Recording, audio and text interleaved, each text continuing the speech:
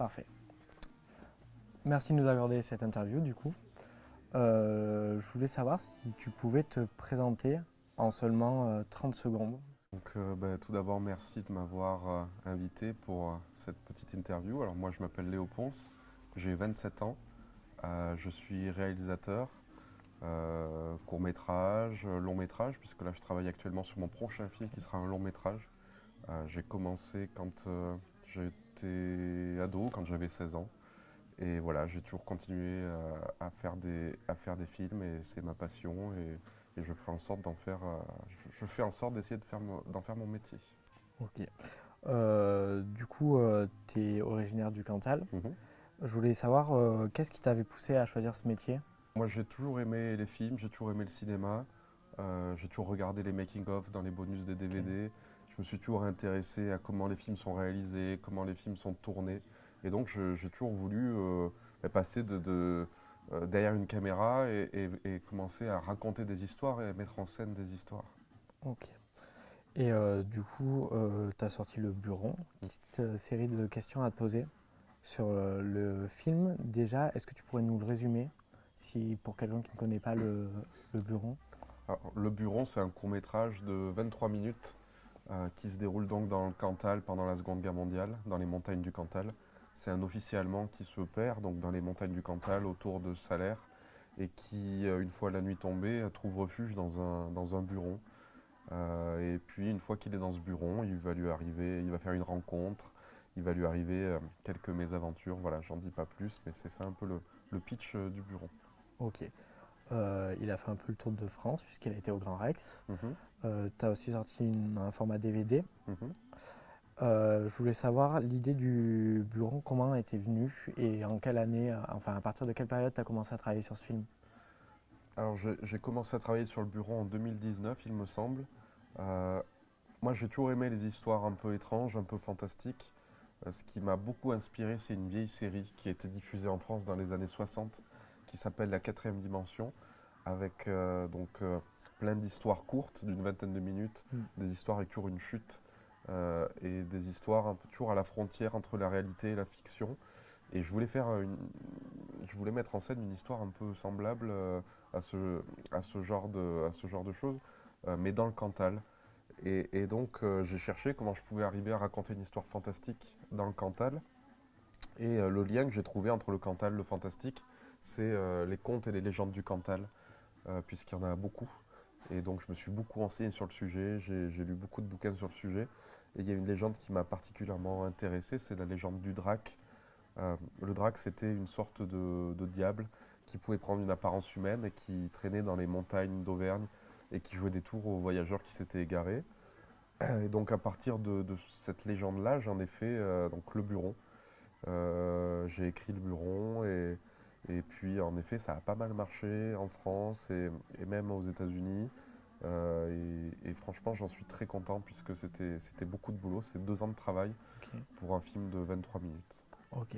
Est-ce que tu peux nous expliquer du coup pendant ces 2 ans quelles ont été les différentes étapes de création? Bah, les différentes étapes, c'est les étapes classiques de création d'un film, c'est-à-dire l'écriture du scénario, les relectures, les réécritures, etc. C'est les repérages, trouver le bon bureau, c'est le casting, trouver les acteurs, trouver les figurants, ensuite trouver les accessoires qui vont venir être dans le bureau pour décorer le bureau, etc. Ensuite le tournage, bien sûr, et le plus long, le montage. Ouais. Donc c'est le montage qui, pour moi, prend le plus de temps puisque j'ai tendance à être très très pointilleux et très méticuleux, un peu trop d'ailleurs, je pense. Et donc je perds énormément de temps sur des détails. Ok. Voilà, mais du coup ça m'a pris beaucoup de temps. Le Buron, tu nous l'as dit, ça a beaucoup marché en France notamment, même si ça a marché au-delà. Et je voulais savoir, est-ce que tu t'attendais à ce que ça ait ce succès et comment peut-être tu expliques le succès de ce film? Alors je m'attendais pas du tout à ce que ça ait ce succès et on en est très content. Toute l'équipe du film, on en est très fiers. Après, il y a un côté aussi chauvin en ce qui concerne le succès dans le Cantal, puisque du coup, j'ai fait une quarantaine de projections dans le Cantal. Ouais. On a été dans les villages, dans des communes de petite taille pour présenter le film. Et à chaque fois, il y avait beaucoup de monde, beaucoup d'engouement. Et il y a un côté chauvin, c'est-à-dire les gens sont contents de voir un film qui se déroule dans leur département qui met en scène le Cantal. Et donc ça y participe.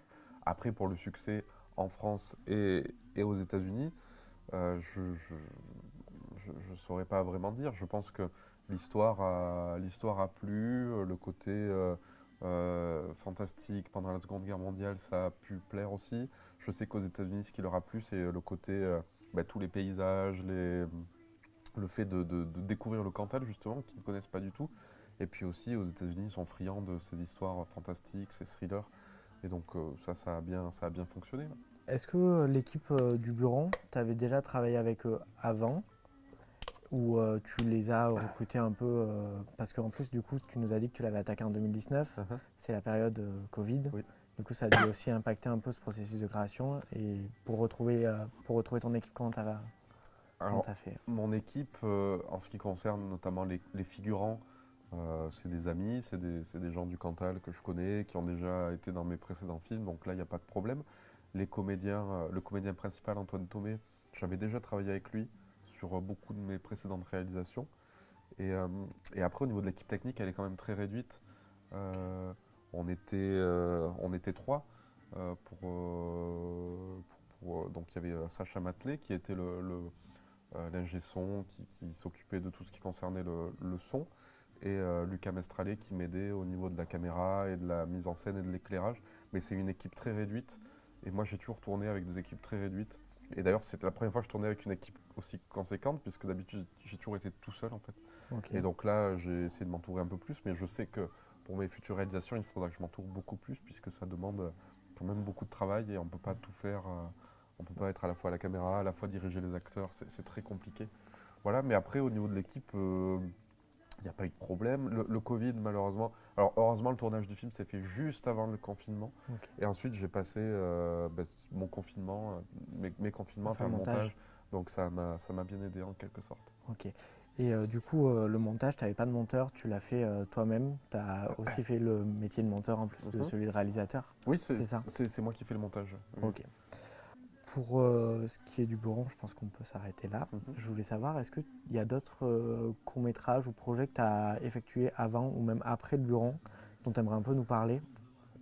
Alors, mon premier film, celui qui m'avait lancé, entre guillemets, sur la réalisation, c'est Le Hobbit du Cantal. C'était une parodie donc, du Seigneur des Anneaux et du Hobbit qui se déroule dans le Cantal. On a sorti ça en 2014, il me semble. Donc c'était tourné avec une bande d'amis, c'était vraiment sans prétention. Et finalement, ça a très bien marché, ça a fait le buzz sur les réseaux. Et aujourd'hui, ça revient. J'ai Voilà, vu oui, un peu. puisque oui, il y a eu alors Elijah Wood, l'acteur principal, enfin, l'acteur qui joue Frodon dans Le Seigneur des Anneaux, qui avait fait une vidéo pour dire qu'il avait regardé le film, qu'il avait trouvé ça bien, qu'il aimait bien le Cantal, etc. Je l'ai rencontré il y a quelques semaines aussi, j'ai été le rencontrer à Bruxelles. On a pu discuter un peu du Cantal aussi, et du film, et tout ce qui concerne le cinéma. Mais oui, pour en revenir au Hobbit du Cantal, c'était un beau projet, puisque c'était vraiment sans prétention. On a fait ça pour rigoler, et au final, on s'est fait un peu dépasser par le succès que ça a eu, entre guillemets. Et donc c'est ce qui m'a lancé. Ensuite, il y a eu, j'ai fait un court métrage qui s'appelle L'étrange journée de Monsieur Goodman. Ouais. C'est un court métrage fantastique de 8 minutes qui est dispo sur YouTube. Il y a eu un court métrage sur les violences conjugales aussi qui s'appelle Chute, qui est aussi dispo sur YouTube. Et donc là, actuellement, je travaille sur mon prochain film qui sera un long métrage et donc qui se déroulera toujours dans les montagnes du Cantal, Ok. mais à une époque plus contemporaine. C'est la première fois pour toi que tu travailles sur un long métrage? Alors du coup, il y avait eu Le Hobbit du Cantal, qui était C'est un un long long. métrage, Ok. mais c'est la première fois que je travaille sur un long métrage de manière quasi professionnelle en fait. Voilà. Tu viens de nous parler un peu du film que tu comptes, le long métrage que tu comptes réaliser. Cette fois, j'imagine que tu t'entoures d'une équipe. Est-ce que tu as déjà cette équipe? Alors, Est-ce que tu peux nous en parler un peu? alors oui, cette fois-ci, il y aura une équipe. J'ai commencé à faire donc à faire notamment le casting, le choix des acteurs, le choix aussi des techniciens. Donc tout ça, c'est en train de se mettre en place, mais ça prend beaucoup de temps. Je pense que le tournage va pouvoir se faire à l'été prochain, c'est-à-dire l'été 2025, euh, parce que ça prend du temps et moi, c'est pas mon activité principale. Ok. Donc je suis pas à 100% dispo pour bosser là-dessus. Donc ça prend beaucoup de temps, j'essaie de bosser là-dessus les soirs, les week-ends, Ouais. mais c'est très chronophage, mais en même temps, ça me plaît aussi. Et tout est en train de se mettre en place doucement. Ouais. Ok. Et est-ce que tu aimerais qu'après ça devienne ton activité principale? Est-ce que c'est un but pour toi que ça devienne ton activité principale ou tu veux le garder comme un peu un loisir Pour à moi, côté? c'est une passion, c'est un loisir, mais c'est vrai que ça pourrait être sympa un jour d'en faire mon métier, de réaliser des films, quoi. Moi, mon métier pendant près de 10 ans, ça a été de faire des films, des films d'entreprise. Ouais. Donc j'étais à mon compte, je faisais des publicités, des films pour des entreprises. J'ai fait ça depuis que je suis sorti du lycée en fait. Et j'ai arrêté l'année dernière. J'ai mis en suspens justement cette activité-là pour me recentrer uniquement sur les films de fiction. Et Ok. donc arrêter tout ce qui était films de mariage, films d'entreprise, Ouais. etc. Et donc voilà, mais après on verra dans les années qui viennent ce que ça donnera. Toi, tu te concentres à 100% sur l'écriture. Est-ce que tu es seul sur cette écriture de projet ou est-ce que tu te fais accompagner sur l'écriture ou tu préfères vraiment Alors on écrit à deux pour ce Ok, projet. Pour la première fois, je me suis entouré, enfin je n'écris pas seul. Là on écrit avec Laura Morisi, qui est une scénariste qui vit à Paris. Et donc son métier, c'est d'écrire des scénarios pour le cinéma, la télévision. Et donc on écrit à deux. Et ça permet d'avoir un regard pro sur l'écriture, qui est un vrai métier. Et donc ça m'aide beaucoup et elle m'aide beaucoup. Et elle apporte des idées, elle apporte des suggestions au niveau de l'écriture, au niveau du scénario. Donc c'est très chouette. Ouais. Est-ce que tu as suivi des formations ou fait des études en rapport avec le métier de la réalisation ou c'est juste vraiment ça sort d'une passion?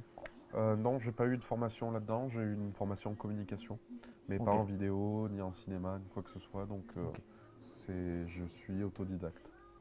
On va passer sur une deuxième partie. Tu l'as vu, j'ai posté une story sur Instagram pour savoir si des personnes avaient des questions. Et j'ai eu quelques réponses. La première étant, si quelqu'un veut se lancer sans forcément s'y connaître, quel conseil tu donnerais à un réalisateur amateur? Bah, déjà, le premier conseil, je pense que c'est tout simplement de faire des films, de tourner, de faire des vidéos, quel que soit le matos qu'on a. Je pense qu'un portable, pour débuter, peut très bien faire l'affaire. Et ce qui fait la qualité d'une histoire, c'est pas le matériel, c'est vraiment l'histoire en tant que telle. Donc je pense que pour se lancer, il faut déjà commencer à faire des trucs avec un appareil photo en mode vidéo, avec un réflexe, avec un smartphone. Donc on peut très bien commencer comme ça et apprendre petit à petit. Il n'y a que comme ça qu'on apprend vraiment, c'est sur le tas. Ok, Et après, il existe des écoles de cinéma aussi. ouais, Moi, je ne connais pas, donc je ne peux pas donner de conseils là-dessus, mais en ouais, tout cas, en ce qui concerne la pratique, il faut pratiquer, pratiquer, pratiquer. ouais. Et je pense que c'est ça la clé. C'est en pratiquant qu'on apprend. Voilà. Ok. Est-ce que tu pourrais nous raconter, il y a une personne qui s'est posé la question, quand tu te consacres au métier de réalisateur, puisque tu as un autre métier à côté, mais quand tu es dans ta bulle de réalisateur, pour toi, qu'est-ce que c'est une journée type, notamment d'écriture, et comment tu t'organises un peu ta journée? Il n'y a, pas de- il y a pas de journée type en fait. Et ça peut prendre. Alors, ce qui est sûr, c'est que je ne vois pas le temps passer. En général, ça prend beaucoup de temps.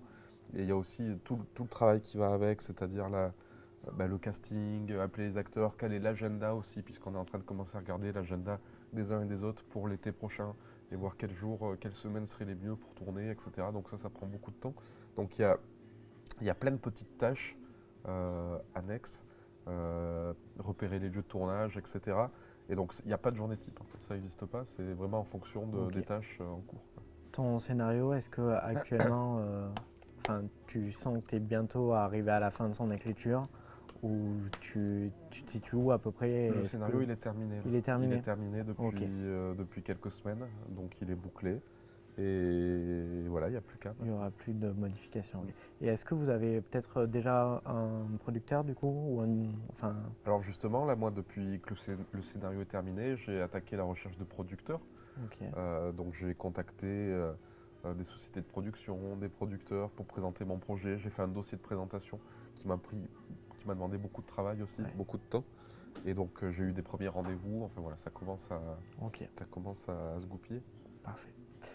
Euh, on va revenir vite fait au bureau. Il y a une personne qui s'est demandé est-ce que tu aurais une anecdote à nous partager sur ce tournage?